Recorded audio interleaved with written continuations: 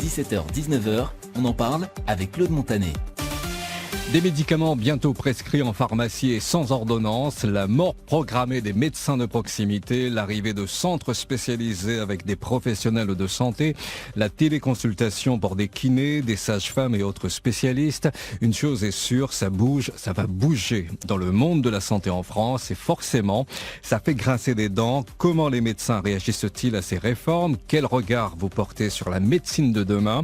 Est-ce que vous êtes plutôt confiant? Est-ce que vous êtes inquiet pour le métier de médecin? Et puis souhaitez-vous préserver ces pratiques qui paraissent peut-être anciennes aux yeux des politiques? C'est vous qui prenez la parole sur la première. On en parle jusqu'à 19h. On en parle, vos appels au 02 62 99 2000 et vos SMS au 06 92 70 2000. Est-il vrai que le médecin de proximité est amené à disparaître? Faut-il créer des hôpitaux de proximité? Et pourquoi la loi santé fait-elle débat? Notre invité pour décortiquer justement cette loi santé en direct sur la première, Jean-Paul Hamon, bonsoir. Vous présidez la Fédération des médecins de France. Vous êtes arrivé ce matin sur l'île pour donner une conférence et également pour rencontrer les médecins libéraux de La Réunion. Pour quelles raisons? Est-ce qu'il y a une menace vraiment sur la profession? Il y a une réelle menace, pas que sur la profession, il y a une réelle menace sur le système de santé entier. Les médecins libéraux, pour vous donner une idée qui va frapper, parce que l'Île-de-France a perdu 20% de ses médecins libéraux en 10 ans. Pour quelle raison 20%. Ça? Eh bien tout simplement parce que le métier n'est pas attractif et puis l'Île-de-France, tous les centres-villes, les centres historiques, vous savez, qui sont contraints d'avoir des locaux qui sont accessibles aux handicapés. Les médecins qui sont actuellement installés ont obtenu des dérogations, mais cette dérogation ne sera pas reconduite pour un successeur si successeur il y a. Donc les centres-villes vont se déserter. Mais ça c'est à la limite c'est un détail. Hein. C'est parce que la médecine libérale n'est tout simplement plus attractive. Les médecins travaillent plus dans de bonnes conditions, ils n'ont plus de personnel et surtout les internes, pendant les études, les internes ne connaissent pas l'exercice libéral et si ça se développe en médecine générale, ça se développe absolument pas pour les spécialités, sinon quelques cas rares. Il faut faire connaître les études, l'exercice médical aux étudiants lors de leur cursus, mais au moins pendant le 3e cycle. J'ai entendu les députés dire qu'il fallait obliger les étudiants de 2e cycle de médecine à faire un stage obligatoire dans les zones démographiquement faibles. C'est la dernière stupidité que j'ai jamais entendue parce que quand vous êtes en 2e cycle, vous êtes un étudiant en formation. Le matin, vous êtes à l'hôpital, mais l'après-midi, vous êtes à la fac, vous avez des cours. Donc imaginez le type qui va faire 70 bornes pour aller faire son stage dans un désert médical et il devra rentrer vite fait l'après-midi pour être à la fac. Vraiment, c'est d'une débilité. Mais Jean-Paul Hamon, est-ce que c'est le changement qui fait peur? Non, le changement fait pas peur, vous savez. Moi, je me suis installé il y a... Le pharmacien demain qui devra peut-être délivrer des médicaments sans passer par le médecin, la téléconsultation. Mais est-ce que le médecin si vous voulez, on a un sentiment de panique. Par chez les gens qui nous gouvernent, ils se disent, ils constatent la désertification et ils n'ont pas de solution. Ils n'ont pas de solution parce qu'ils veulent pas donner les moyens. Alors ils disent, on va faire les infirmières aux pratiques avancées vont surveiller les maladies chroniques. Moi, j'aimerais mieux que les infirmières qui exercent actuellement soient payées un peu mieux que 2,50 € le déplacement quand elles se déplacent pour maintenir des gens à domicile. 2,50 € de déplacement pour des infirmières. Donc plutôt que d'inventer les infirmières aux pratiques avancées, permettons aux infirmières qui font du maintien à domicile d'être rémunérées correctement. Les pharmaciens qui prescriraient des médicaments. Alors on nous dit mais ça va être juste sans ordonnance. Sans ordonnance. Et alors on nous dit c'est des pathologies qui vont être simples, les angines, les cystites. C'est ça. Oui. Sauf que une angine n'est simple qu'une fois que je l'ai examinée. Je ne fais pas que regarder la gorge et faire un test d'angine pour savoir si ça nécessite un antibiotique ou pas. J'écoute le cœur, je vérifie qu'il n'y a pas d'éruption pour éliminer une scarlatine, voire une méningite à méningocoque. J'allonge la personne pour voir si elle n'a pas de raideur méningée. C'est pas très long. Et donc avec le pharmacien, ce ne serait pas le cas. C'est ça. Je viens, j'ai une angine, je souhaite avoir des médicaments, donc sans ordonnance, sans passer chez le médecin, je pourrais avoir accès à ces médicaments. Si le pharmacien obtient les compétences pour écouter un cœur malade, pour allonger une personne et des locaux corrects pour allonger une personne et vérifier qu'il y a un syndrome ménager, ça ne me gêne pas. Seulement, ça m'étonnerait que les pharmaciens disposent de ça. On aura le temps de revenir évidemment sur le rôle du pharmacien demain. Qu'en est-il vraiment du médecin de proximité? C'est amené à disparaître? Ah, écoutez, non, j'espère que c'est pas amené à disparaître parce que c'est un métier formidable à exercer. Il faut le dire, il faut le répéter. Ça rend des services absolument incroyables aux patients et rien ne remplace la médecine de proximité. Il faut absolument maintenir cette médecine de proximité, que ce soit pour les généralistes, mais également pour les spécialistes, parce que ces deux médecins-là évitent aux gens d'aller à l'hôpital. Et là, ça coûte infiniment plus cher à l'hôpital que si vous êtes pris en charge en ville. Nous allons partir au standard. Jean-Paul Hamon, vous présidez la Fédération des médecins de France. Vous êtes en ce moment sur l'île.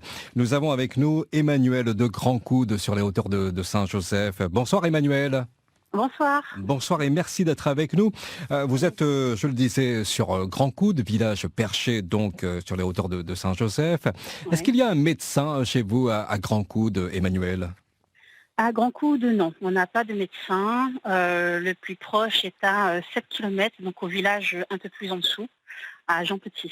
Il faut aller à Jean-Petit, donc à 7 km. Et si le cabinet du médecin à Jean-Petit est plein, quelle solution ? La seule solution, c'est descendre sur le centre-ville de Saint-Joseph. Donc là, s'il s'agit d'une urgence, on a pour 30 minutes facilement. 30 minutes.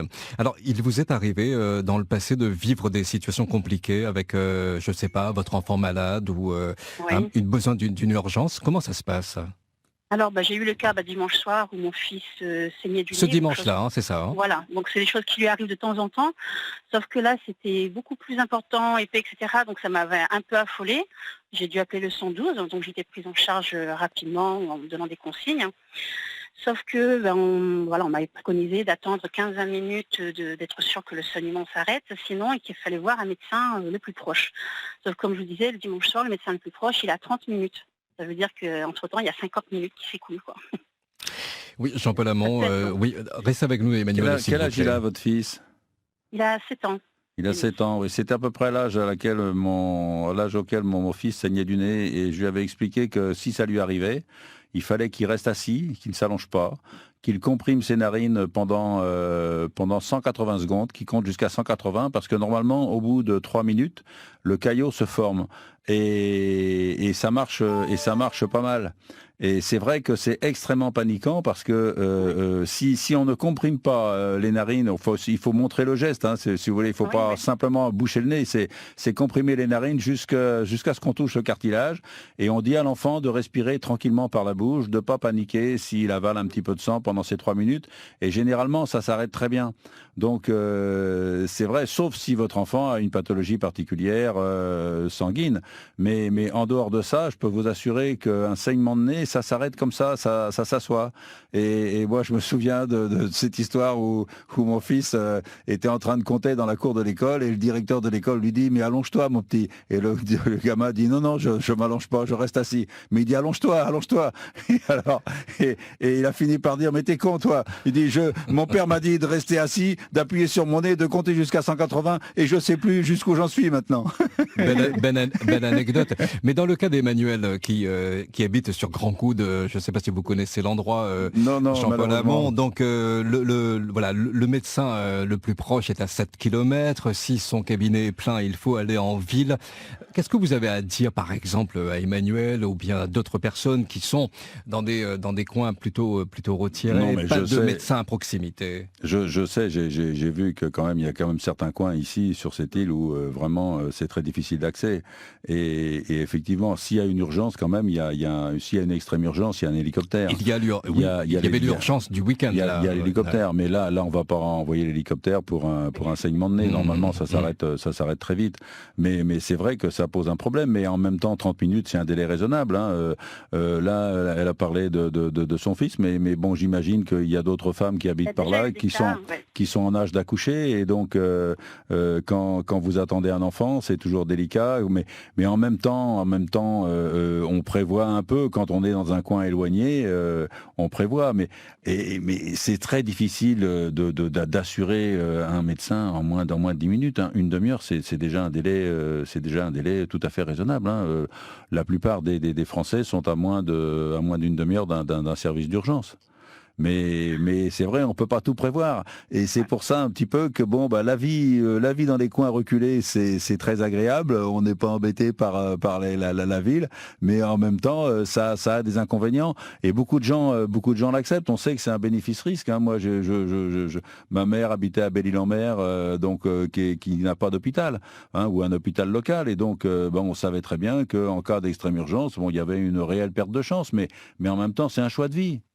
C'est un choix de vie. On ne peut pas mobiliser un SAMU en permanence pour avoir des gens. Mais 30 minutes, c'est pas mal. Hein. C'est un bon délai, je trouve. Ouais. Après, Oui, on a Emmanuel, des cas qui étaient un peu compliqués, hein, où quelqu'un est mort parce qu'il n'a pas eu les soins dans les temps, parce qu'on était trop loin, et que les enfants ont dû prendre en charge leur papa pour descendre parce que les soins n'arrivaient pas jusqu'à chez nous.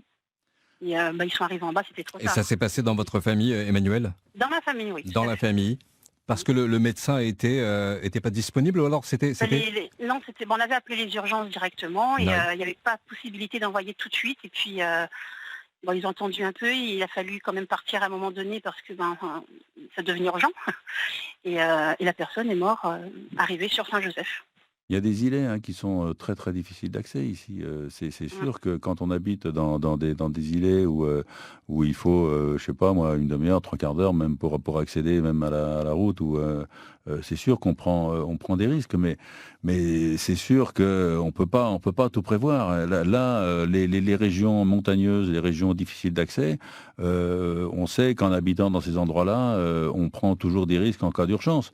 En même temps, on essaye de limiter les choses. Si quelqu'un ne va pas bien et que ça risque de s'aggraver, on fait en sorte qu'il se rapproche d'un service d'urgence, d'un service hospitalier. Non, c'est extrêmement délicat. Ça, les endroits éloignés, les zones désertiques où mais est-ce on que est dans loin. ces zones, dans ces coins retirés, selon vous, Jean-Paul Hamon, est-ce que ce ne serait pas souhaitable qu'il y ait un médecin Oui, mais on peut pas avoir la moyenne, c'est un médecin pour à peu près un médecin pour 1000 habitants. C'est ce qui est à peu près acceptable. Là, on peut difficilement mettre un médecin. Vous savez, la difficulté souvent, il y a des maires qui veulent qu'il y ait des petites communes, ils veulent bien avoir un médecin, ils veulent bien avoir un médecin sur plusieurs communes, à condition que le médecin soit installé sur leur commune. Hein. On peut pas faire dans les intercommunalités. C'est difficile d'avoir un médecin pour chaque commune. Vous voyez, donc c'est ça qui est dur. Emmanuel, avant de vous laisser, est-ce que vous souhaitez vraiment une réforme du système de santé en France ? Que demain le pharmacien puisse vous délivrer des médicaments sans ordonnance. Je me demande si... vous hésitez là. Hein. Il y a combien d'habitants à Grand Coude, excusez-moi? On est environ 600 personnes. 600 personnes. Ouais. Maintenant, je ne sais pas si le fait de passer par un pharmacien peut remplacer certaines pratiques du médecin. Donc, il y a des choses, oui, peut-être, mais j'y crois moins. Ouais, pour vous, c'est chacun son métier, c'est ça? Oui, c'est ça, oui. Tout à fait. Alors il y a des choses, il y a des investissements à faire. Bon, c'est vrai qu'on parle beaucoup de télémédecine actuellement, mais alors est-ce que installer une télécabine qui peut coûter quand même 10 000 € dans un endroit comme Grand Coude en cas d'urgence, à utiliser uniquement en cas d'urgence, ça paraît, c'est un investissement, mais en même temps il faut avoir un médecin qui réponde à ça. Et puis si on s'aperçoit que c'est une urgence, il faudra quand même se déplacer. Donc, comme vous avez dit, vous avez perdu 20 minutes plus 30 minutes, 50 minutes. Il faut vraiment avoir. En fait, ce que je pense, moi, ce que je pense vraiment, c'est qu'il faut avoir accès à un médecin au moins au téléphone rapidement. Oui. Il évalue la situation et il déclenche les secours s'il y a besoin de secours. C'est ça qui est important. Vous savez, ce qui déclenche les moments de solitude, c'est qu'on ne puisse avoir personne au téléphone. Hein.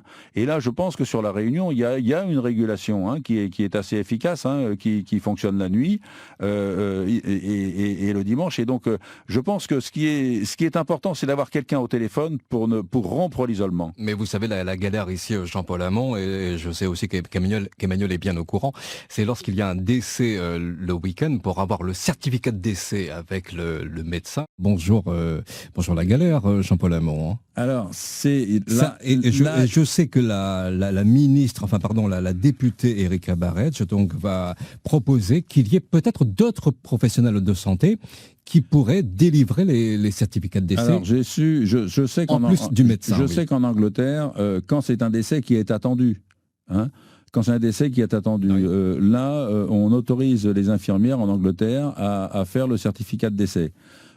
Pas si c'est un décès brutal qui n'était pas prévu. Mais quand quelqu'un est malade et qu'on attend que son décès est prévisible, à ce moment-là, c'est l'infirmière qui le fait et ce ne serait pas scandaleux qu'on le fasse, oui. Emmanuel, merci beaucoup. Il n'y a rien, il n'y a pas de souci. Merci et puis bon courage pour la suite. Vous avez bien retenu pour le segment de du petit. Oui. Merci. Merci Emmanuel, merci à bientôt sur la première. Votre avis évidemment sur la loi santé, s'il faut demain que notre pharmacien du coin nous délivre des médicaments sans ordonnance, votre sentiment, vous composez le 02 62 99 2000 et par SMS au 06 92 70 2000. On en parle, vos appels au 02 62 99 2000 et vos SMS au 06 92 70 2000. Dans cette loi santé, Jean-Paul Hamon de la Fédération des médecins de France, tout vous semble pas intéressant. Il y a quand même des choses qui sortent un petit peu de l'ordinaire. On parle de téléconsultation quand même. Non, mais ça éviterait la téléconsultation d'aller chez le médecin, c'est un gain de temps, tout en restant à la maison. Oui, mais il n'y a pas l'examen. Il n'y a pas l'examen. Des conseils. Là, on est en train d'amuser la galerie avec les pharmaciens qui donnent des médicaments, etc. Ça marche bien parce qu'on parle que de ça et on ne parle pas de la désertification médicale. Le vrai problème, il y avait deux problèmes. Il y a la désertification du fait des conditions d'exercice et du fait que les médecins manquent de personnel pour accueillir correctement les patients et les décharger des charges administratives qui sont de plus en plus prenantes.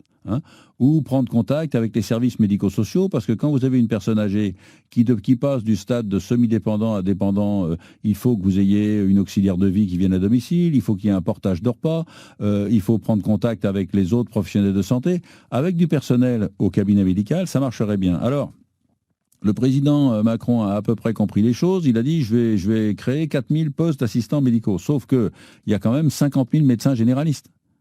Sans compter les spécialistes qui souvent en ont, une partie des spécialistes qui en ont souvent besoin.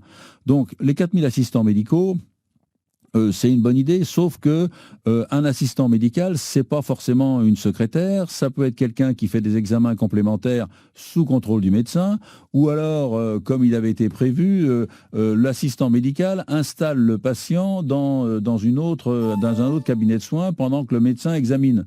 Sauf que ce que comprennent pas nos politiques, c'est que moi, quand je vais chercher quelqu'un dans la salle d'attente, je vois la façon dont il se lève, je vois la façon dont il se déplace et la façon dont il monte sur la table d'examen. Rien que ça, c'est un élément important de la consultation. Je vois son état de santé. Et avec la téléconsultation, ça ne sera plus le cas. Ah mais d'une part. Et puis si vous êtes dans une grande agglomération, il faudrait au moins 2 cabinets par médecin. Pour gagner de temps qu'ils voulaient. Vous savez, à un moment donné, ils ont reculé, mais ils voulaient qu'on fasse 6 consultations dans l'heure avec avec un assistant médical. Donc là, on a dit, écoutez, là, faut arrêter de délirer parce que il y a un moment où on va augmenter notre productivité, mais on va diminuer la qualité des soins. Et quelle santé pour demain? On en parle sur la première avec Jean-Paul Hamon de la Fédération des médecins de France. Laurent de Saint-Denis est avec nous en direct sur la première. Bonsoir Laurent. Bonsoir Laurent. Bonsoir allô, Laurent. Allô. Oui, allô. Oui Laurent, allez-y, c'est à vous. Bonsoir. Vous m'entendez bien? Très bien. Oui Laurent, bien sûr, merci d'être avec nous. Alors, donnez-nous votre sentiment sur la loi santé, s'il vous plaît.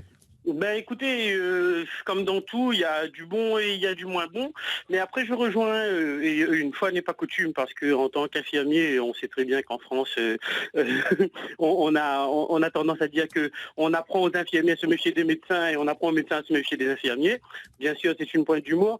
Je vais, moi, prendre fait et cause pour les médecins aujourd'hui. Parce que ça me tient à cœur d'expliquer pourquoi aujourd'hui on est dans cette situation. Le monsieur qui est en face de vous, Jean-Paul Hamon, oui, c'est le président de la Fédération des médecins de France. Il est ici en ce moment donc pour des conférences et pour rencontrer les médecins libéraux. Oui, tout à fait. Alors, déjà, monsieur, merci d'être venu pour C'est un constater plaisir. aussi à la Réunion ce qui se passe. J'ai travaillé pendant 7 ans aux urgences de la Belle-Pierre, au CHU, et je me suis rendu compte que, effectivement, pour plusieurs motifs que ce soit, les gens ils préféraient venir souvent aux urgences et parce que soit ils n'ont pas de médecin ou sinon ils se disaient tout simplement il y a un gros plateau technique donc du coup on va tout me faire aux urgences. On profite du plateau technique, c'est ça, Laurent, hein? Exactement, oui, exactement. Et le problème, c'est que des fois, il n'y a pas besoin de ce plateau technique, il n'y a pas besoin de tout ce matériel, il y a juste besoin d'un médecin qui dise, voilà, je vais vous donner tel médicament, on évalue dans 2 ou 3 jours si ça va pas, et puis si ça va bien, bonne santé à vous. Le problème aujourd'hui, c'est qu'il y a la disparition des maisons médicales. Il y a la disparition des cabinets de médecins, notamment sur des écarts, comme Grand Coude tout à l'heure, comme Salazie, où il n'y en a pas beaucoup, il n'y en a pas énormément. Et on se retrouve aujourd'hui à devoir courir systématiquement à l'hôpital parce qu'on n'a pas de docteur près de chez soi. Et ça, c'est vraiment dommage. À Silos, au départ, il y avait un petit hôpital. Maintenant, il y a de la télémédecine. Ce que je veux dire, c'est que aujourd'hui, on ne peut pas malheureusement se dire on peut laisser les docteurs sans remplaçant.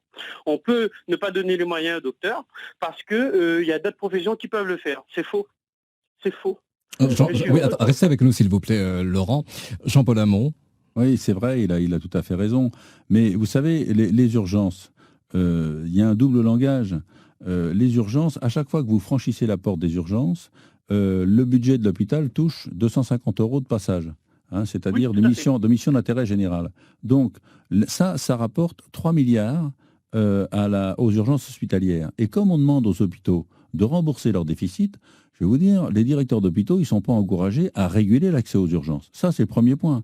Or, si on voulait réorganiser le système de soins, premièrement, on donne les moyens aux médecins de s'organiser sur le territoire pour prendre en charge tous les soins non programmés qui n'ont strictement rien à faire aux urgences. L'IGAS, l'Inspection Générale des Affaires Sociales, a dit il y a 10 millions, il y a 15 millions de passages qui n'ont rien à faire aux urgences. Moi, je trouve qu'il y en a 10 millions. 10 millions. 10 millions, c'est 3 milliards. D'accord ? Au lieu d'aller aux urgences, les gens pourraient peut-être aller... Si on voulait vraiment avoir la volonté de réformer le système de santé, vous savez, la dette hospitalière, elle est de 29 milliards. Mettons ces 29 milliards dans la dette sociale, et ce serait remboursé, la dette sociale serait remboursée en 2026 ou elle est remboursée en 2024. Et à ce moment-là, on organise les soins. On met ces 3 milliards sur la médecine de proximité, qui aurait du personnel, qui permettrait aux internes de venir donner un coup de main et de découvrir la médecine libérale, qui est passionnante à exercer. Et là, on pourrait prendre en charge les soins non programmés sans difficulté. Et quant aux maisons médicales de garde, moi j'ai monté une maison médicale de garde intercommunale. Comme plateau technique, qu'est-ce que j'ai ? J'ai un électrocardiogramme, j'ai de quoi faire des sutures, j'ai de quoi faire un aérosol si le gamin a une bronchiolite, et j'ai de quoi déchoquer si le gars fait un arrêt cardiaque. Heureusement, on s'en est jamais servi. Bon, mais avec ça, j'éponge 95% des pathologies, j'ai pas besoin de plateau technique lourd. Voilà, vous voyez, c'est ça qui est important. Laurent, oui. Moi, je suis totalement d'accord avec ce monsieur quand il dit qu'il éponge 95%. Parce qu'on n'a pas forcément besoin d'une radio tout de suite pour quoi que ce soit. On n'a pas besoin d'un scanner ou d'une IRM tout de suite. L'avis d'un médecin compte. Moi, je suis pour. Et je vais aussi, par la même occasion, profiter pour dire aux gens, un docteur aujourd'hui, moi en tant qu'infirmier ayant travaillé avec eux, je ne pourrai jamais remettre en question le salaire d'un médecin. Jamais. Jamais. Pourquoi ? Parce qu'un médecin, quand il fait ses études, on ne lui demande pas son avis. Il fait ses études. Personne ne sait ce que c'est la vie d'un futur médecin et d'un interne qui est médecin à partir de son concours. Personne ne sait ce que c'est la vie d'un interne. Et aujourd'hui, quand on voit que les docteurs, ils sont docteurs, moi, je leur tire mon chapeau et jamais je remettrai leurs compétences. Vous n'avez pas envie d'être ministre de la Santé, Laurent, parce que franchement, là... non, pas du tout. Là, ce serait pas du tout, mais en fait, c'est pas dans mon habitude, mais l'opinion publique doit changer aussi sur certaines choses. La responsabilité des docteurs aujourd'hui, un docteur qui merde, aujourd'hui, il va aller en prison. Oui. Il faut le savoir, hein, il faut le dire. Et le gars qui veut pas aller dans un désert médical, il sait aussi qu'il a fait des études, il mérite aussi d'être payé en tant que tel. Il mérite aussi d'avoir une vie après ses études qui commence quand même à 30 ans. Laurent, après, on a. Oui, vous répondrez après parce qu'on a des impératifs. Mais alors, Laurent, merci beaucoup pour cette réaction. Mais après, vous avez des gens qui vous disent aussi que seule la carte vitale n'intéresse le médecin. Ça, on l'entend aussi parmi les critiques. On y reviendra, s'il vous plaît, Jean-Paul Hamon. Merci, Laurent. Merci à vous. Je vous en prie, à bientôt sur La Première. 17h, 19h, on en parle avec Claude Montanet. Et si demain le pharmacien nous délivrait des médicaments sans ordonnance, quel intérêt d'aller donc chez le médecin? Imaginons que dans un futur proche, des kinés, des sages-femmes ou d'autres professionnels de santé nous donnent des conseils via une plateforme. Ça s'appelle de la téléconsultation. Qu'en pensez-vous? Vous réagissez sur La Première. On en parle, vos appels au 02 62 99 2000 et vos SMS au 06 92 70 2000. Et nous irons au standard dans quelques secondes. Bonsoir Élodie.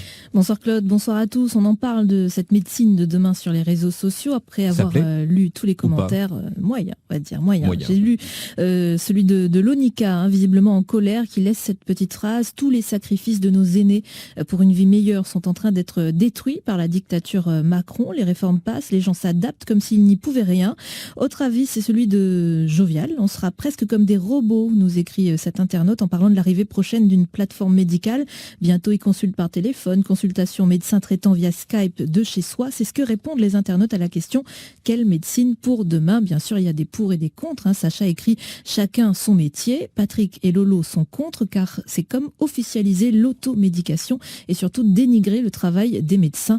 Pour lui, c'est encore un vaste débat. Jean-Paul Hamon, président de la Fédération des médecins de France, votre sentiment sur ces premiers commentaires laissés sur le réseau social? Avant de réagir sur les commentaires, là, je voudrais répondre à Laurent. À Laurent, ce qu'il a dit tout à l'heure. Ce qu'il a dit tout à l'heure sur les internes, on n'entend jamais ça. On n'entend jamais ça parce qu'il faut savoir que ces gens-là, c'est des jeunes. C'est des jeunes.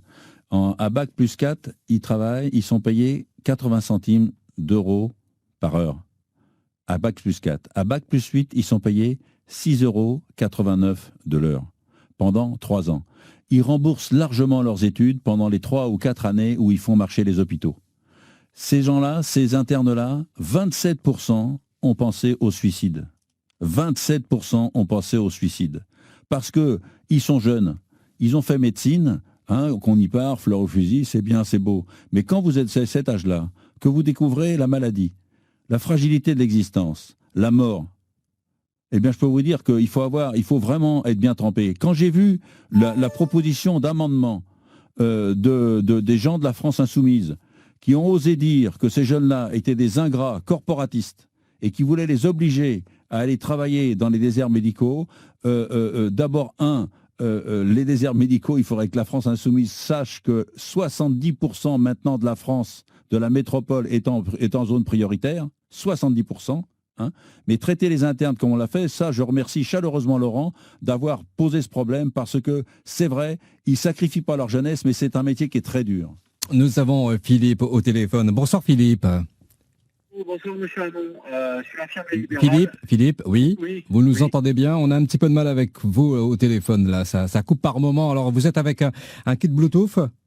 Pas du tout, je suis à Petite France. Est-ce que vous m'entendez mieux? D'accord, très bien. Ah, vous êtes à la Petite France. Il y a un médecin de proximité à la Petite France, vers le Guillaume Saint-Paul? Non, tous les médecins sont sur le Guillaume. Il n'y a aucun médecin sur Petite France, en sachant que moi j'interviens, c'est des patients qui sont entre 8 et 10 km de médecin le plus proche. On a un surface, surtout dans les hauts, on est peu de professionnels de santé, globalement, que ce soit médecin, infirmier, kiné, avec des surfaces de pratiques qui sont assez étendues. Voilà. Vous êtes infirmier, c'est ça, libéral? Je suis comme M. Hamon, moi je suis un ancien, donc ça fait presque 30 ans, donc des réformes j'en ai vu, M. Hamon comme vous, et c'est vrai que c'est la première fois où je m'inquiète pour l'avenir de notre profession du système de santé. Je ne reconnais plus, je ne sais pas, ça dérégule, c'est vrai que même pour les infirmiers, ils suppriment le concours et même le bac pour avoir le diplôme. Vous voyez, ça rentre dans tout ça, et on parlait des internes. M. Hamon, moi, ce que je reproche, c'est qu'on n'a pas anticipé finalement, il y a plusieurs domaines. C'est que, la population vieillit. et qu'elles soient en métropole ou ici. Et donc on a ce problème de prise en charge des personnes âgées et on n'a pas anticipé, avec en plus à La Réunion un tissu social de personnes âgées qui ont très peu de moyens, des petites retraites.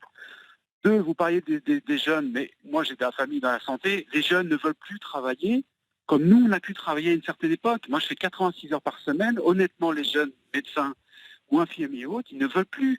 On n'a plus de médecins qui vivent dans les villages. Ils veulent avoir une vie aussi à côté, donc ils sont à plusieurs, ils exercent en groupe. Ils ne veulent plus, à partir de 18 heures, répondre toute la nuit parce qu'ils vont faire une garde un jour sur 2 et c'est plus possible. Il y a une féminisation aussi de la profession et puis je pense que l'aspiration de la jeunesse aujourd'hui, ce n'est plus celle qu'on avait. Nous, on ne se posait pas de questions, on travaillait et on ne regardait pas forcément le nombre d'heures et on a aussi beaucoup sacrifié notre vie de famille. Jean-Paul Hamon, il a raison, c'est que la population vieillit et donc selon Philippe, infirmier libéral depuis plus de 30 ans, donc on n'a pas anticipé. On n'a pas anticipé, mais c'est vrai que le regroupement des médecins n'est pas forcément une mauvaise chose.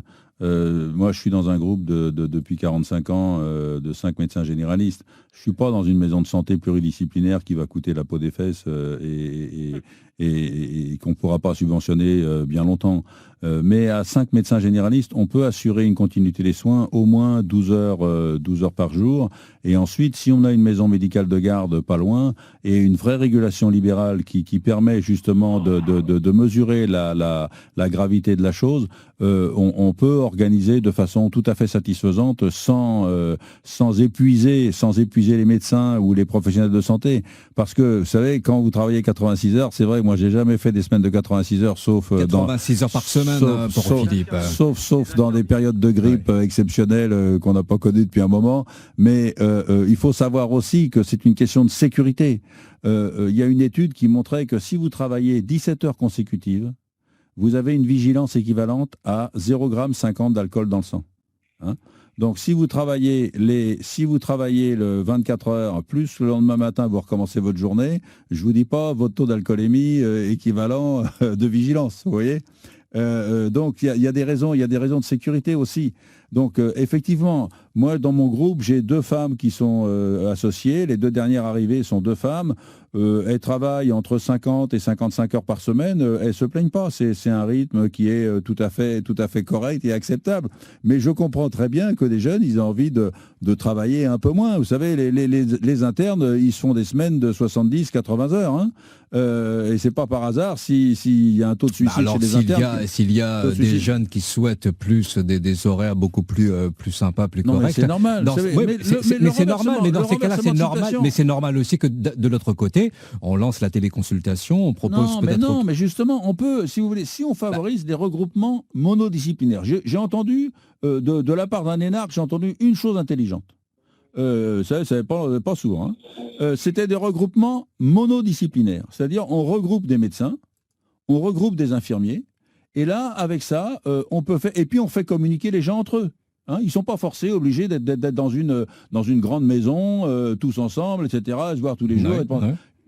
Et donc, avec ça, vous pouvez organiser une permanence des soins et faire en sorte que les gens ne s'épuisent pas. Moi, si je peux maintenir mon activité syndicale, c'est parce que je suis dans mon groupe de 5 médecins, que je reçois des internes, que je les accueille depuis 38 ans. Mon premier interne, il doit être grand-père maintenant. Hein. Donc, mais ça, si vous faites découvrir l'exercice libéral aux jeunes, vous savez, les jeunes, ils n'ont pas envie de bosser 35 heures. Mais c'est vrai que l'effet 35 heures a été une déflagration dans le domaine de la santé. Hein, parce que Madame Aubry, qui avait inventé les 35 heures, elle avait piqué 11 milliards à la sécurité sociale pour financer les 35 heures et elle ne voulait pas filer 200 millions aux médecins pour passer de 18,50 € à 20 € la consultation. C'est là que je suis rentré dans le syndicalisme et que je suis rentré dans l'affrontement. Donc il y a un moment où il faut arrêter. On comprend très bien que des gens ne veulent pas travailler 70 heures quand d'autres payent 35 heures. Voilà, Philippe, oui, vous êtes... Oui, mais... Monsieur Hamon, oui, tout à fait. Non, mais je voulais savoir, est-ce que vous êtes inquiet pour la médecine de demain, la santé pour demain? Est-ce que, bien au contraire, les choses évoluent, donc la téléconsultation, plus peut-être le rôle du pharmacien qui pourrait aller jusqu'à donner des médicaments, etc. Donc, le problème, Claude, c'est qu'il y a eu un numerus clausus qui n'avait pas été remis pendant très très longtemps, ce qui fait qu'on a eu toute une génération de médecins qui sont partis à la retraite, qui n'ont pas été remplacés. Donc on se retrouve effectivement avec un manque de médecins. Il va bien falloir, à un moment donné, en tout cas pour pallier ce manque, trouver un moyen pour soulager des médecins qui sont aujourd'hui débordés. Vous parliez d'un médecin pour 1000 habitants, je peux vous dire que dans notre secteur, c'est pas du tout ça. Je crois qu'il y a 3, 6, 9, allez, on va dire 9 médecins, et on a un bassin d'à peu près 20, 25 000 habitants. Donc moi je veux bien, mais ça va être quand même difficile. En plus, monsieur Hamon, vous savez très bien qu'on a aujourd'hui de l'ambulatoire qui veut se développer. On a énormément de maladies chroniques ou aiguës, de cancer, etc., qui sont pris en charge à domicile. C'est la foire d'empoigne. Vous voyez, après les achats, les prestataires, c'est n'importe quoi et puis ça devient un gros business surtout.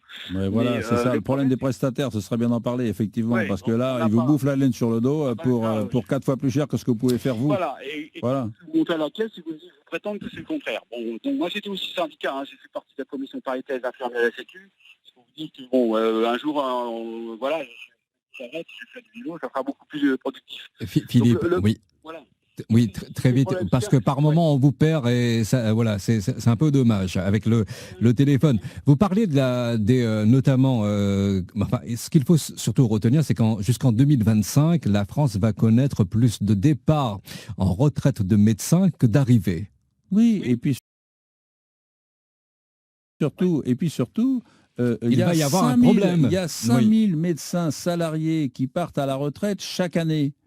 Et si on ne redonne pas un minimum d'attractivité à la médecine libérale, ces 5000 médecins salariés vont siphonner l'intégralité des étudiants qui sortent diplômés de la fac. Donc si vous voulez, là, quand vous voyez la série d'amendements que nous sont en train de nous coller les députés actuellement, là, parce que ça, c'est des gens qui sont déconnectés de la réalité. Hein. Les obligations en deuxième cycle, les types qu'on traite de nantis, de corporatistes, d'ingrats, etc. Je peux vous dire que, et puis alors je ne sais plus la dernière connerie, oui, c'était que le directeur de la caisse d'assurance maladie puisse décider que tel patient soit médecin, que le patient ait un médecin traitant, et c'est le directeur de la caisse d'assurance maladie qui déciderait s'il n'a pas de médecin traitant. Vous imaginez ? Vraiment, le délire est en marche là-bas. Philippe, merci beaucoup pour la réaction. Nous allons avoir Chantal. C'est toujours trop court. C'est toujours trop court, oui, mais merci à vous, à bientôt. Philippe, restez à l'écoute de la première, s'il vous plaît. On est en compagnie de Jean-Paul Hamon, le président de la Fédération des médecins de France. Chantal de Saint-Leu. Bonsoir Chantal. Allô, bonsoir. Bonsoir, bienvenue Chantal. Moi, ce qui m'a fait réagir, c'est que le monsieur s'est senti insulté quand on lui a dit qu'il était corporatiste et quoi encore, je n'ai plus le souvenir exact. Ingrat. Ah oui, ingrat. Non, c'est pas ce qui a été dit, hein, bien que je puisse comprendre qu'il n'aime pas le personnage, qui n'est pas libéral. Je peux comprendre qu'il l'aime pas, mais c'est pas ce qu'il a voulu dire. Il a dit qu'il fallait remettre en cause les sorties des médecins, comme dans tout autre service public, parce que moi, j'estime personnellement que la médecine est un service public, que tout être humain a le droit à être soigné dans les mêmes conditions sur le territoire français. Pour moi, c'est ça. Hein, donc, que les placements, on est d'accord là-dessus. Les sorties d'école se fassent plus intelligemment et on envoie les jeunes aux endroits où il y a des déserts médicaux. Il n'y a pas de raison. Et après, au bout de tant d'années, ils partent et ils choisissent où ils veulent aller. Ils font, je sais pas moi, le temps qu'il y ait un renouvellement d'étudiants et qu'en même temps, parallèlement, il y ait un abattement sur le numerus clausus, que ce truc il soit enlevé, que les jeunes aient le droit d'aller soigner les gens s'ils ont envie d'aller les soigner et qu'ils sont capables d'avoir les compétences. Pourquoi un numerus clausus ? C'est inadmissible, ça. Ça veut dire qu'il y a certaines personnes qui veulent se garder leur précaré. Non, donc, c'est-à-dire... Non. C'est ce qui s'est passé longtemps. Non, Chantal, attendez, Chantal, on vous répond. Jean-Paul Hamon. La difficulté, Chantal, c'est qu'il y a maintenant 25 ans, il y a eu un numerus clausus extrêmement serré. Parce qu'ils ont estimé c'est pas les médecins il y a un syndicat de médecins effectivement qui a poussé à ça, mais c'était parce que la réflexion était la suivante: plus il y a de médecins, plus on dépense d'argent. Donc on va mettre moins de médecins et on va moins dépenser d'argent. C'était la réflexion de l'époque. Je veux dire, c'était vraiment un vrai génie. Hein. Et donc nous, depuis 20 ans, 15 ans, on dit attention, ça va se gâter. Le fait d'avoir resserré le numerus clausus, il n'y aura pas assez de médecins qui vont sortir. Bon. Et là maintenant, on le dit, on le crie de plus en plus fort, et personne ne bouge. Donc là, pour la première fois, ils ont dit on va supprimer le numerus clausus. Mais ça pose un autre problème. Ils ont dit on va avoir 20% de médecins en plus. Sauf que ils n'ont pas prévu d'augmenter les capacités d'enseignement de 20%. Quand vous mettez 20% d'étudiants en plus sur le marché, il faut qu'il y ait des profs. Non, mais attendez. Là, moi, nulle part dans les budgets, il est prévu d'augmenter les profs. Et attendez, c'est pas fini. Si vous êtes en fac actuellement, l'étudiant, il voit un prof dans son amphi et l'autre moitié des étudiants voient le même prof sur un écran parce que les amphis sont pas assez grands pour accueillir. Et ensuite, après, il faut que ces jeunes-là connaissent l'exercice libéral et il faut déployer la maîtrise de stage sur le libéral. Et de toute façon, ça ne portera ses fruits que dans 10 ans au minimum, peut-être, et plutôt 12. Et là, je peux vous dire, d'ici là, la métropole se sera désertifiée. Il faut des mesures urgentes et rapides. Oui, Chantal, pour conclure, s'il vous plaît. Il y a aussi un autre sujet qui est le pendant de votre travail, c'est-à-dire les hôpitaux publics qui ont été laminés petit à petit par les différentes politiques qui se sont suivies. Et maintenant, si les jeunes sont obligés de travailler comme des esclaves quand ils sont internes dans les hôpitaux publics, c'est bien parce que ces hôpitaux publics ne sont plus à la hauteur de ce qu'on leur demande. Parce qu'on les a ravagés. Et parce que aussi, on oblige le personnel des hôpitaux publics à faire des choses qui n'ont rien à voir avec l'hospitalisation. Si l'hôpital se concentrait sur sa mission qui est l'hospitalisation. Si les urgences hospitalières l'accès aux urgences hospitalières était régulé. Si les médecins libéraux avaient les moyens d'accueillir justement les 10 millions de passages qui n'ont strictement rien à faire aux urgences. Tout ça, ça s'appellerait une réforme du système de santé, madame. Et j'ai pas dit, vous savez, ceux qui ont dit ingrat et corporatiste, ce sont les députés de la France Insoumise. Ils l'ont pas dit, ils l'ont écrit. Ils l'ont pas dit, ils l'ont écrit. Oui, Chantal. J'ai bien suivi l'actualité, ils n'ont pas dit ça. Chantal, vous habitez Saint-Leu, vous habitez sur les hauteurs? Non, en ville. En ville, donc ça va, vous n'avez pas de soucis, vous n'avez pas de problème si vous avez un petit souci de santé? C'est un choix que moi l'a préféré garder des immeubles à côté de moi et puis avoir des possibilités plus faciles sans transport. Écoutez, oui, Chantal, merci beaucoup. Merci à vous pour la réaction. On a Rajiv de Saint-Denis. Bonsoir, Rajiv. Allô? Rajiv, il est parti. Rajiv. Bon, plus personne. Dans quelques secondes, nous reviendrons évidemment sur ce débat. Votre sentiment, votre avis sur la médecine de demain, si vous êtes inquiet que ce médecin de proximité, eh bien, il ferme son cabinet. On en parle avec notre invité Jean-Paul Hamon de la Fédération des médecins de France. Les réactions au standard 02 62 99 2000 et par SMS au 06 92 70 2000. On en parle, vos appels au 02 62 99 2000 et vos SMS au 06 92 70 2000. Jean-Paul Hamon, le président de la Fédération des médecins de France, est avec nous sur la première. On parle de la loi santé, de ses réformes et puis surtout votre avis au standard de la première. Est-il vrai aussi, on y reviendra, est-ce que le médecin de proximité est amené à disparaître? Faut-il créer des hôpitaux de proximité et pourquoi la loi santé fait-elle le débat? Rajiv de Saint-Denis en direct sur la première. Bonsoir Rajiv. Bonsoir Jean-Claude. Rajiv Boutien, je souhaitais intervenir puisque je travaille assez régulièrement avec des médecins qui sont en profession libérale. Et mon métier, c'est d'apporter le conseil pour ces professions libérales. Vous êtes un conseiller, mais vous n'êtes pas un professionnel de santé. Je ne suis pas un professionnel de santé. Je vais citer un nom. Non, pas la peine de citer de nom. Mais donnez-nous votre sentiment sur ce débat. En fait, j'interviens pour une association qui est gérée par l'ancien président de la CARENF, Gérard Maudru. Oui. Je ne sais pas si ça parle au docteur c'est Gérard Maudru, oui, tu le connais bien. Oui. Donc j'interviens pour cette association qui est gérée par Gérard Maudru. Et on parlait de la réduction de médecins de proximité, si je ne me trompe pas. Oui. Moi, en allant à la rencontre de ces médecins qui sont en profession libérale, ce dont je me rends compte, c'est que les jeunes thésés ne sont pas formés à entrer en profession libérale. Comment gérer un cabinet, etc.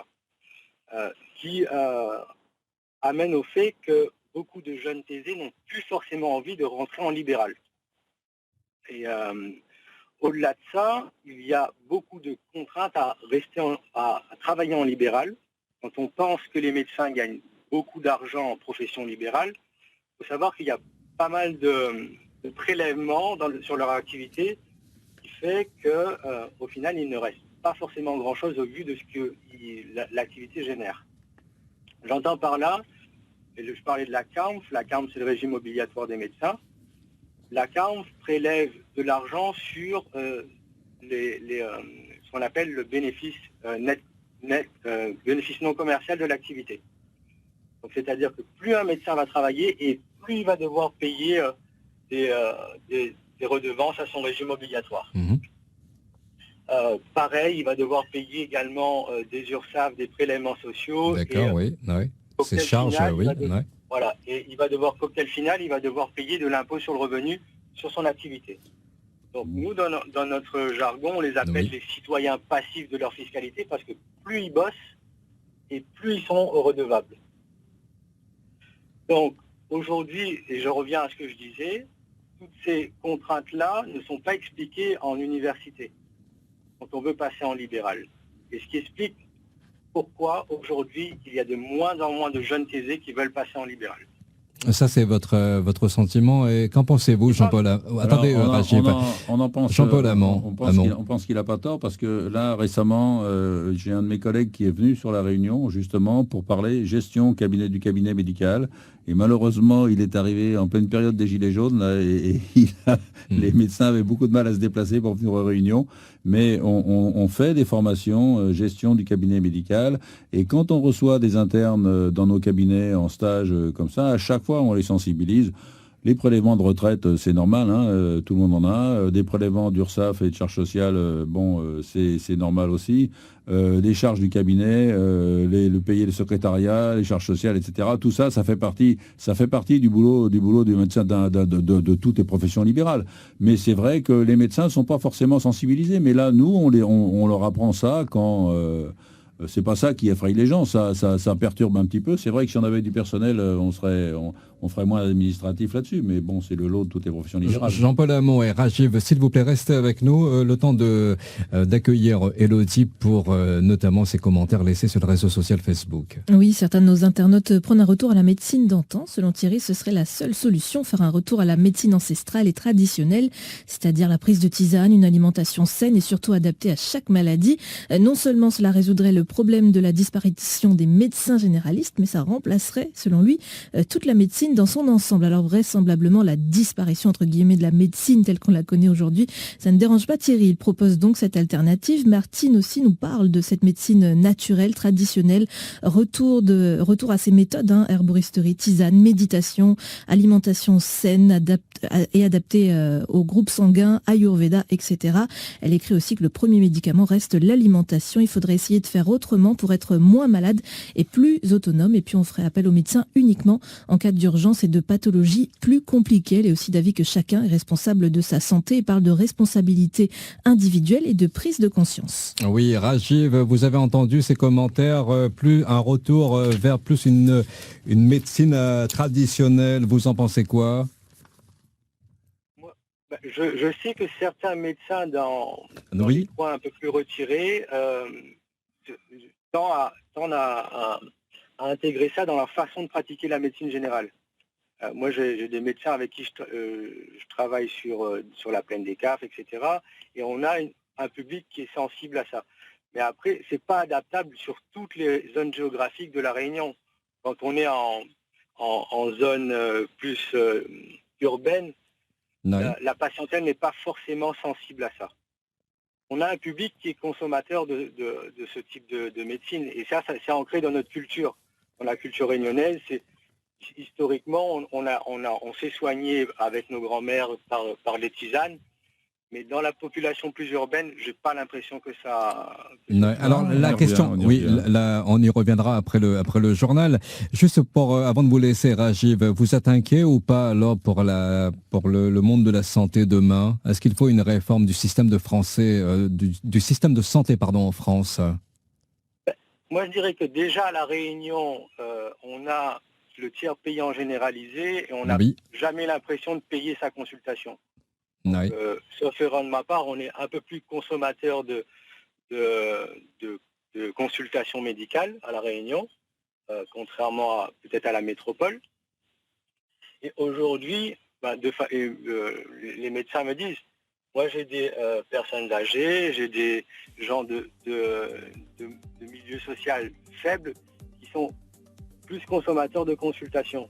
Donc je pense qu'on a toujours besoin du médecin. Du médecin.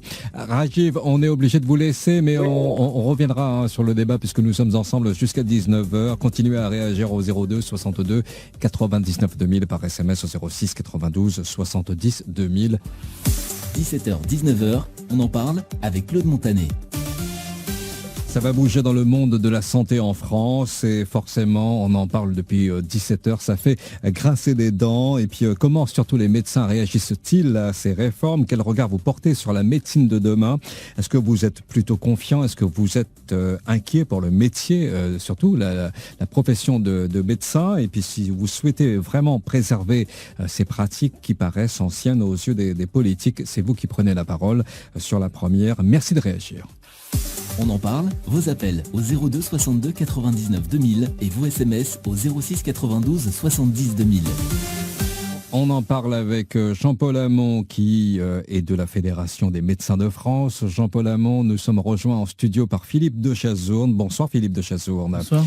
Merci d'être avec nous. Vous êtes, vous, de l'association de formation médicale continue, de développement de la qualité de l'évaluation et de la recherche en santé de l'océan Indien, donc Médocéan. Merci d'être avec nous. Vous avez pu écouter un petit peu les échanges qu'il y a eu tout à l'heure avec les auditeurs et Jean-Paul Hamon sur la santé, la médecine de demain. Alors je vais rectifier quelque chose, j'ai plusieurs casquettes, mais la casquette, je vais clarifier, je suis ici au titre de président de la FMF Réunion, je suis effectivement responsable de l'A2FM, qui est en rapport avec le syndicat, et président de Médocéan, sauf qu'il y a un indicateur commun, c'est l'indépendance vis-à-vis de l'industrie des assurances. Et c'est pour ça que je suis d'ailleurs dans ce syndicat, qui est le seul syndicat qui a signé les conventions avec la Caisse, le seul qui peut avoir l'honneur de dire « je suis indépendant des lobbyistes de la santé ». Parce que moi, ce qui me fait peur, c'est les lobbyistes de la santé. On le voit avec le projet OIS ici, pour lequel je suis venu plusieurs fois, les territoires de santé numérique, où finalement c'est la privatisation de la santé annoncée. On fait croire que c'est pour le bien-être de la population. Du patient, non, c'est pas pour son bien-être. On fait croire que c'est pour le bien-être de la population, du patient. On s'avère que depuis que ce projet calamiteux en termes financiers, sont nés tout un tas de lobbyistes de la santé en niveau d'aide pour les patients. Et je crois que c'est ce qui risque de se passer avec cette loi, c'est que finalement la santé a un coût et que ceux qui ont les moyens de payer ce coût pourront le faire via les complémentaires, mais les surcomplémentaires, et ceux qui n'auront pas les moyens, eh bien, je ne sais pas ce qu'ils feront. Et tout le problème de la santé, je pense, c'est l'annonce de la privatisation de la santé à l'américaine, alors que pendant des années, on disait « Ah, le système français, c'est le meilleur du monde ». Il y a que les Français qui le disaient d'ailleurs.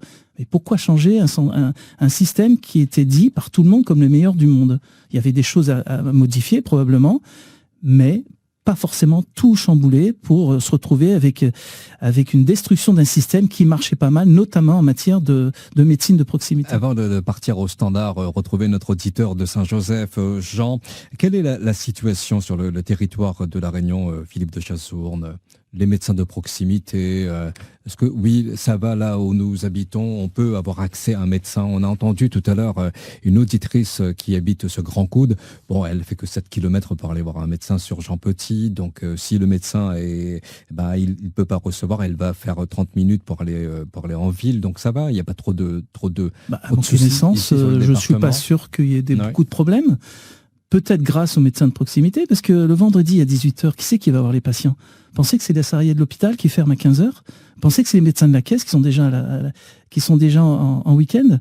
Pensez que c'est les gens de l'ARS qui, mis à part s'ils sont réquisitionnés pour l'ADIN, qui vont...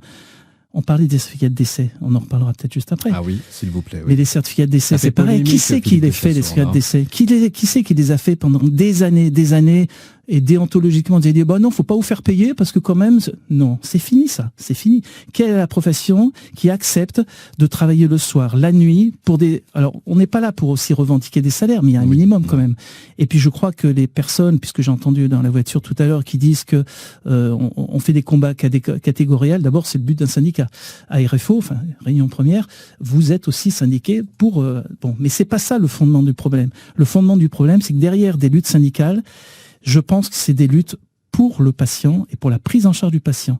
Et la médecine de proximité, des médecins qui sont là le samedi matin, qui sont là le week-end, qui assurent la permanence des soins. C'est pas facile d'assurer la permanence des soins. En tant que régulateur aucun, je sais ce que c'est. Et c'est les médecins libéraux. Voilà. C'est les médecins libéraux qui vont s'amenuisir de plus en plus, malheureusement. Et on va se retrouver pour un poste de médecin libéral, peut-être avec 3 salariés. Donc ça va coûter une fortune pour l'État. Il faut oser le dire, ça. Votre avis, votre sentiment, évidemment, sur la loi santé, on en parle avec nos invités. Est-ce que vous êtes inquiet pour ces médecins libéraux de proximité? On en parle avec Philippe de Chazourne et Jean-Paul Hamon. Jean de Saint-Joseph est avec nous. Bonsoir Jean. Bonsoir. Bonsoir, allez-y, c'est à vous. Voilà, ma question est par rapport aux médecins d'urgentistes. Il y a quand même beaucoup à revoir dessus certaines méthodes, parce que lorsqu'il y a un patient qui va aux urgences, qui met des nombre d'heures d'attente et qui n'est pas pris dans les temps qui suivent, oui. C'est un peu dommage. Et lorsqu'il n'y a pas aussi de médecins à proximité, c'est très difficile aux patients qui n'ont pas de moyens d'aller sur une autre ville pour accéder à un cabinet médecin. Vous habitez Saint-Joseph, Jean, mais dans quel secteur?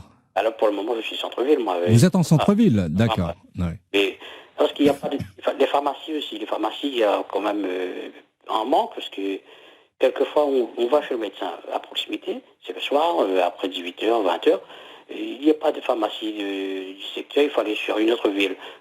Quelquefois, ça amène quand même beaucoup d'ennuis. Pourquoi pas les médecins d'urgentistes et un stock de médicaments pharmaceutiques dans leur cabinet, quoi. Oui, Jean-Paul Hamon pour répondre à Jean de Saint-Joseph. Oui, ce serait la réponse du berger à la bergère des pharmaciens qui vaccinent déjà et qui veulent délivrer des médicaments sans ordonnance.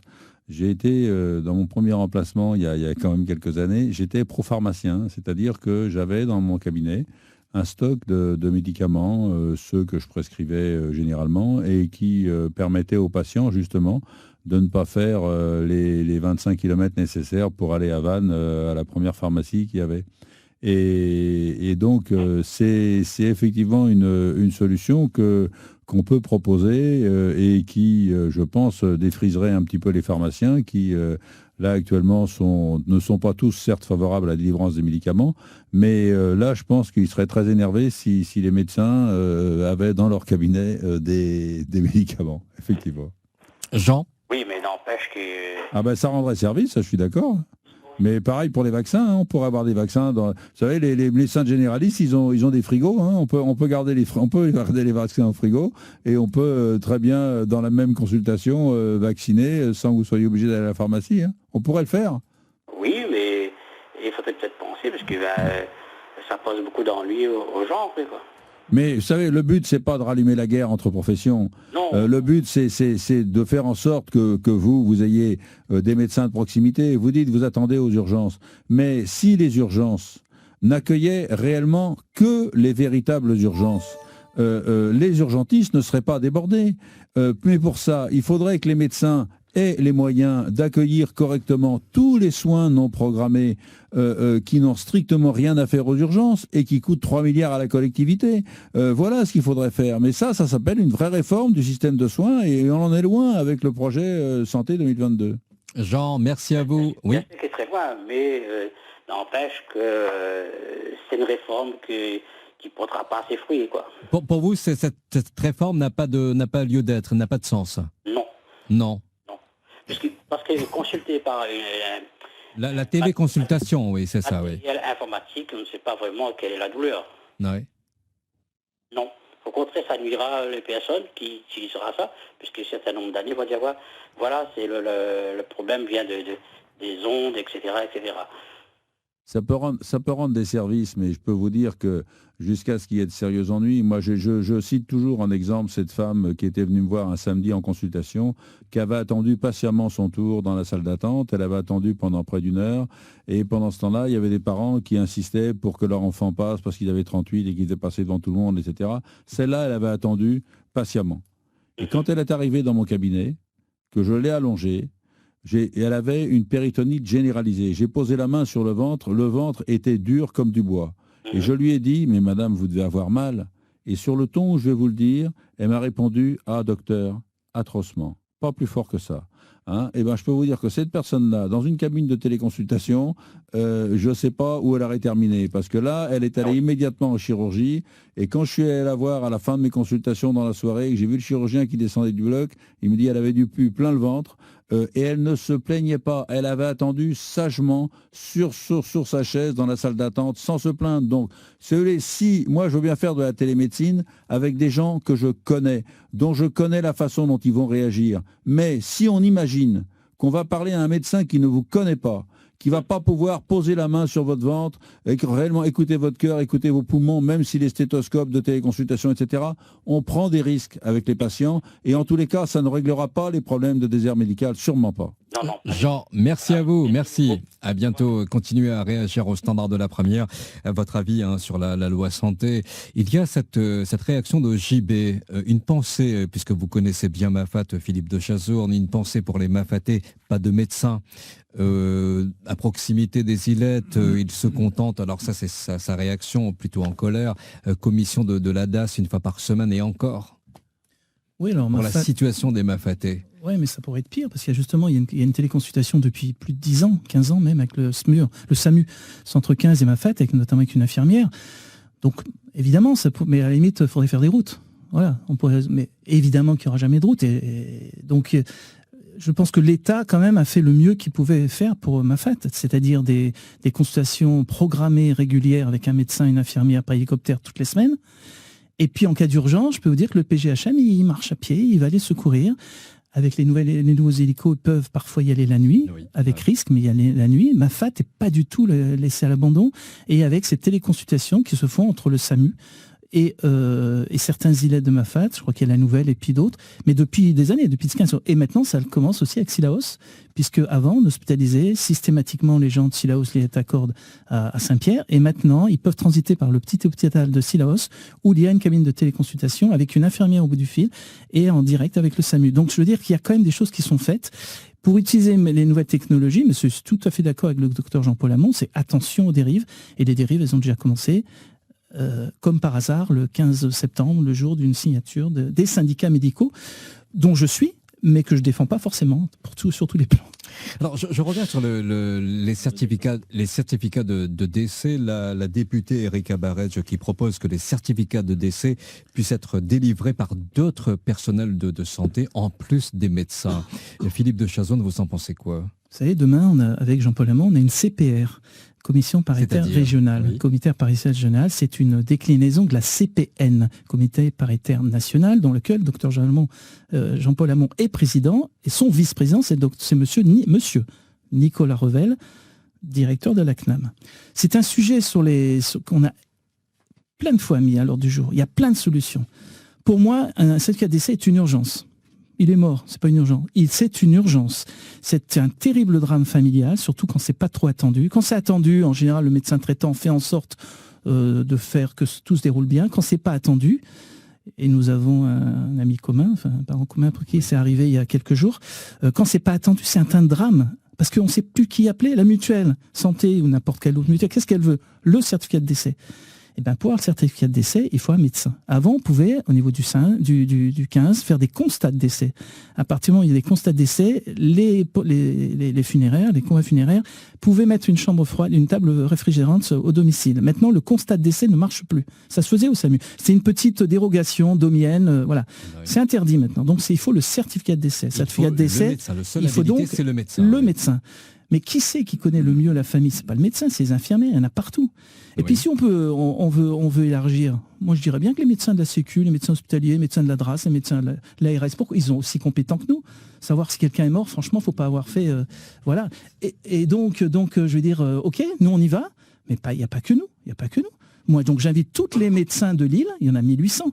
Il y a 1300 libéraux, mais il y a 1800 médecins, à se faire des tours de rôle. Ce en quoi l'ARS comme a travaillé, puisque actuellement vous avez des effecteurs. Des effecteurs, c'est-à-dire des médecins qu'on peut appeler, mais qu'en permanence de soins, c'est-à-dire le week-end, mais ça s'arrête à minuit. Donc des médecins qui sont là pour aller signer certificat de décès. Oui. Mais qu'est-ce qui se passe? Quelqu'un qui peut décéder en début de nuit, il n'aura personne, notamment dans les secteurs de Saint-Denis, et surtout Sainte-Marie, par exemple, qui est totalement une zone d'ombre où il n'y a de toute façon pas de médecin. On arrive toujours à bricoler, mais c'est pas sérieux. À trouver une solution, surtout que les solutions existent.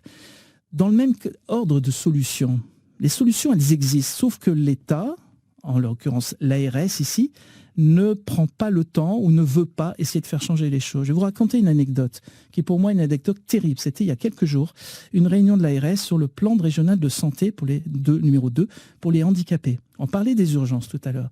Ça fait 2 ans qu'on dit, mais évitez d'aller encombrer et faire patienter le pauvre handicapé pendant des heures et des heures au service des urgences. Autorisons les ambulances ou les VSL, les ambulances, à les emmener dans les maisons médicales de garde. Eh bien, c'est refusé parce qu'il paraît qu'on ne peut pas, la loi ne peut pas. La loi, elle se change dans la rue. Elle se change par les médecins de base. Il ne faut pas compter sur les députés comme ça s'est fait pour la privatisation de l'aéroport de Paris cette nuit, là, à 6h10 du matin avec 40 députés. Ce n'est pas les députés. Les députés ne font que suivre les revendications de terrain. Et ça, je pense que l'ARS, la Sécu doivent prendre leurs responsabilités pour faire remonter les revendications des médecins de terrain, les professionnels et libéraux de terrain. Il n'y a pas que les médecins. Donc vous dites que demain, peut-être que les infirmiers pourraient délivrer les certificats de décès. Moi, j'ai toujours un grand respect pour les infirmiers et pourquoi pas. Donc on en saura un peu plus. On n'en saura pas parce que c'est interdit. La loi ne l'autorise pas. Oui. Donc il faut une nouvelle loi, mais qui aura le courage de le faire, sachant que chacun son métier. Les infirmières, ils font leur métier. On parlait des médicaments pour les pharmaciens. Les pharmaciens, moi, c'est une profession que je respecte, mais dans le cas de leur boulot. Ils sont remarquables pour dire aux médecins, notamment s'ils sont à côté, attention, vous avez donné 2 molécules qui ne vont pas ensemble. Merci le pharmacien, ils nous ont évité de faire des conneries, en gros. C'est une sécurité sanitaire. Sécurité sanitaire, mais chacun son boulot. On a été formés pour palper les ventres des gens, les pharmaciens ont été formés pour savoir si 2 molécules allaient ou pas ensemble. Jean-Paul Hamon, la loi santé donc est depuis lundi devant les députés pour une semaine de débat. Le vote solennel est prévu ce mardi 26 mars. Donc votre sentiment? Ça va repasser au Sénat. Ça va repasser. Oui, non, mais il y aura une navette. Oui. Mais vous êtes inquiet puisque vous... pas perdu. Non, moi, je suis vraiment inquiet parce que ça n'a pas pris la mesure de la désertification, ça n'a pas pris la mesure des conditions d'exercice des médecins. On l'a vu avec ce témoignage d'infirmier qui disait la difficulté pour les internes justement d'exercer parce que de rentrer dans le métier, que ça n'était pas simple. Et les députés visiblement n'ont pas pris compte de la difficulté de ce métier. L'augmentation du numerus clausus ne portera ses fruits que dans 10 ou 12 ans et à condition qu'il y ait les capacités d'enseignement à la fois à la fac mais également libérales. Sincèrement, je ne vois pas de la volonté de donner davantage de moyens aux médecins libéraux pour qu'ils puissent accueillir correctement les patients et éviter d'aller aux urgences hospitalières. La proposition de mettre un assistant médical à disposition, ça c'est des négociations qui patinent. On met davantage de conditions, on veut faire participer les médecins qui accepteraient, qui obtiendraient un assistant médical d'aller dans une organisation territoriale. On est d'accord pour s'organiser territorialement, mais pas à la sauce ARS, pas à la sauce gouvernementale, avec des protocoles à tous les étages. J'ai oublié d'amener la rosette avec toutes les mesures de ce qu'on doit faire pour obtenir une CPTS, mais quand je vois toutes les obligations qu'on a, Et je me dis, mais la question simple, quand est-ce qu'on va avoir le temps de soigner une fois qu'on aura fait toute cette réunionnite qui nous est imposée?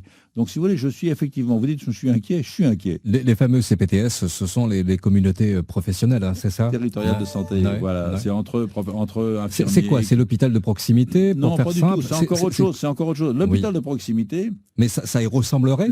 Non, pas du tout. C'est-à-dire, c'est une organisation libérale entre professionnels de santé pour organiser les soins, prendre en charge les soins non programmés, assurer la prévention, etc. Donc, ils sont en train de nous coller des missions socles. Donc, vous avez obtenir un médecin traitant, c'est normal. Assurer les soins non programmés, on est d'accord si on a les moyens d'accueillir les soins non programmés, s'ils sont revalorisés. Donc, si vous voulez, et puis après ça, ils nous collent des missions de prévention, d'éducation thérapeutique, etc. Il y a un moment où il faut quand même soigner les gens.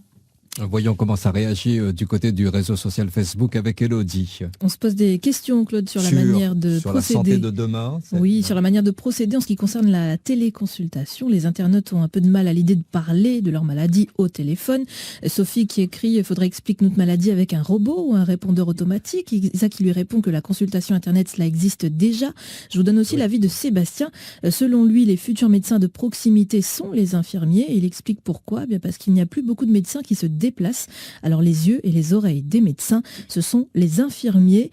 Et j'aime bien comment il termine ses commentaires. À chaque fois, il écrit « Veille ta war, Claude ». Frédéric lui parle des difficultés que l'on rencontre pour obtenir des certificats de décès, car ce n'est pas toujours facile d'avoir un médecin, surtout en week-end. Nous avons aussi l'avis d'une infirmière à ce sujet. Elle exerce le métier depuis 40 ans et elle écrit « Je suis en effet capable de distinguer un vivant d'un mort, mais seuls les médecins peuvent actuellement faire le certificat. » Et chez les musulmans, pas de problème, ils ont leur coutume et toujours un médecin de la communauté joignable jour, nuit et jour férié. Oui, Philippe de Chassonne, tenez, une réaction sur les commentaires de nos internautes. C'est le bon sens, hein. Les internautes ont le bon sens, oui, qui n'a pas forcément chez nos politiques. Bon, pour les certificats d'essai, on l'a dit, hein, pour les infirmières, moi ça me dérange vraiment pas, à condition qu'elles soient rémunérées à juste titre. Parce que les infirmières, je peux vous dire que elles bossent, mais énormément. 2,50 € de déplacement. Énormément, et pour beaucoup de choses, elles vont voir le patient 2 fois, 3 fois, 4 fois la même journée, et elles ne revendiquent pas d'avoir des ordonnances à chaque fois. Donc j'ai un énorme respect pour les infirmières, qui encore une fois sont les meilleures, à mon avis, pour bien connaître la famille et les causes exactes parfois du décès, et connaissent parfaitement le dossier du patient. Alors les futurs médecins de proximité seront les infirmiers ? Oui, alors les infirmiers pratiques avancées, donc ça a déjà commencé. Pourquoi pas, à condition que, attendez, il faut aussi quand même laisser quelque chose aux médecins, parce qu'on a quand même fait des études, mais les infirmières, il faut qu'elles fassent des choses, des prescriptions en fonction des études qu'elles ont faites. Les pharmaciens idem, les kinés idem. Mais les médecins ont peut-être une analyse, on va dire, une analyse globale du patient que n'auront pas forcément les autres professionnels de santé, en fonction des antécédents. Le même mot chez un médecin, chez un infirmier ou un professionnel n'aura pas forcément la même valeur, ni chez le patient d'ailleurs. Mais chacun son boulot, à condition que l'un n'empiète pas l'autre. C'est pas une question de catégorie. Vous n'êtes pas opposé. Hein, bon, alors les infirmiers, ils le savent ici, je suis le premier défenseur des infirmiers. Vraiment le premier défenseur. Parce que je trouve qu'ils font un travail ingrat. Qui c'est qui se lève à 5 h du matin pour faire les insulines pour les personnes qui n'ont... C'est pas le... Bon, on va pas taper sur toujours les mêmes personnes. Ce sont les infirmiers et les infirmières. Qui c'est qui, en plein manifestation des Gilets jaunes, qui allaient quand même faire leur mission, parce que s'ils y vont pas, la personne peut mourir. Ce sont les infirmiers et les infirmières.